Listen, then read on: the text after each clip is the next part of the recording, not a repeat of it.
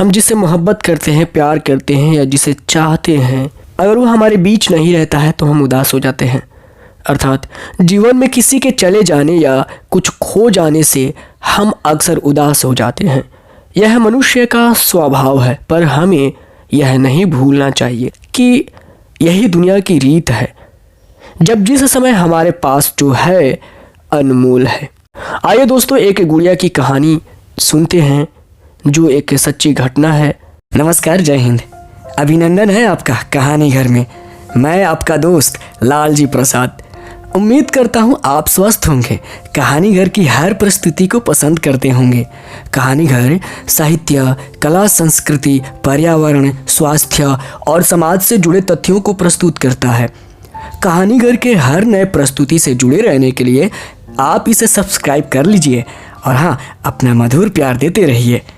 Frantz Kafka Germany के एक प्रसिद्ध साहित्यकार थे। अपने 41 साल के जीवन काल में उन्होंने अनेक कालजयी रचनाएं लिखीं। जीवन के अंतिम दौर में व्यक्तिगत अनुभव पर उन्होंने कहानी लिखी, फ्रांत्स काफ्का और एक गुड़िया की कहानी, जो एक छोटी लड़की के लिए लिखे पत्रों पर आधारित थी। बर्लिन के स्टेग लीड्स पार्क में टहलते हुए एक दिन उन्हें एक रोती हुई बच्ची मिली। काफ्का ने उससे रोने का कारण पूछा तो लड़की ने बताया कि वह जिस गुड़िया से खेल रही थी वह इसी पार्क में कहीं खो गई है। काफ्का ने उस बच्ची को उसकी गुड़िया ढूंढ लाने का आश्वासन दिया, जिससे वह बच्ची चुप हो गई। काफ्का ने गुड़िया ढूंढने के लिए समय मांगा और फिर दूसरे दिन गुड़िया लाने का वादा करके वहां से चले गए। पर गुड़िया ना तो काफ्का को मिली और ना ही उस लड़की को। काफ्का ने गुड़िया की तरफ से एक काल्पनिक पत्र उस लड़की को लिखा और जब वह लड़की पार्क में गुड़िया पाने की आशा में आई तो काफ्का ने वह पत्र उस लड़की को पढ़कर सुनाया। पत्र इस प्रकार था: कृपया रोना मत, मैं दुनिया घूमने के लिए निकली हूँ। मैं समय समय पर अपनी यात्रा के बारे में तुम्हें लिखती रहूँगी, बस तुम रोना मत।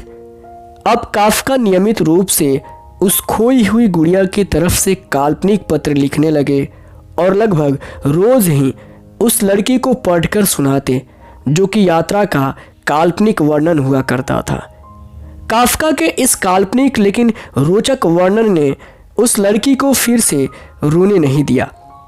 वह खुशी खुशी अपनी गुड़िया की घुमक्कड़ी के किस्से सुनने लगी। अब वह खुश रहने लगी। एक दिन जब काफ़ी कहानियाँ हो गई तो फ्रांत्स काफ्का ने एक दूसरी गुड़िया उसे लड़की को लाकर दी। जाहिर है वह गुड़िया बदली हुई थी। उस लड़की को अपनी खोई हुई पुरानी गुड़िया जैसी नहीं लगी तो वह काफ्का की ओर देखने लगी। काफ्का अनजान बनते हुए गुड़िया में चिपकी एक चिट्ठी को निकालकर पढ़ने लगे। उसमें लिखा था: यह मैं ही हूँ, तुम्हारी वाली गुड़िया जो पार्क में खो गई थी।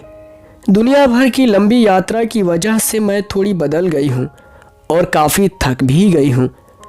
लड़की को इस दुनिया और काफ्का पर विश्वास हो गया। वह गुड़िया लेकर घर चली गई। वर्षों बाद जब वह लड़की बड़ी हो गई तो एक दिन वह अपनी अलमारी में कुछ ढूंढ रही थी तो उसका ध्यान उसी गुड़िया पर गया जो काफ्का ने उसे दी थी।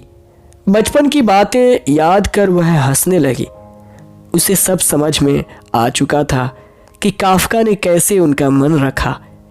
उसे उस गुड़िया पर फिर प्यार आने लगा। वह उसे बड़े गौर से देखने लगी तो सहसा उसकी नज़र गुड़िया की फ्रॉक की आस्तीन में छुपे एक छोटे से पत्र पर गई। उसने बड़ी व्याकुलता से वह पत्र निकाला और पढ़ने लगी। पत्र में संक्षेप में लिखा था: हर वह चीज़ जिससे तुम प्यार करती हो कभी न कभी तुमसे खो जाएगी, पर अंत में जो लौट कर आएगी और जो तुम्हारे पास होगी वही तुम्हारे लिए सच्चे रूप में बनी होगी। रूप भले ही भिन्न होगा पर प्यार एकदम खालिस होगा। उम्मीद करता हूँ आपको ये कहानी अच्छी लगी होगी। मुझे तो बेहद पसंद आई है और एक रिक्वेस्ट है आपसे कि आप इस कहानी घर चैनल को सब्सक्राइब कर लीजिए, लाइक कर दीजिए, संभव हो तो शेयर भी कर सकते हैं। कोई दिक्कत नहीं है। हाँ, हम चाहेंगे कि आप सब्सक्राइब इसलिए कर लीजिए क्योंकि हम इस तरह की रोचक कहानियों को प्रस्तुत करते हैं। कहानियों को ही नहीं, कई तरह के मुद्दों को हम लाते हैं सामाजिक स्तर पर, और उम्मीद करते हैं आप इस तरह से हमारे साथ जुड़े रहेंगे आगे भी। धन्यवाद। जय हिंद।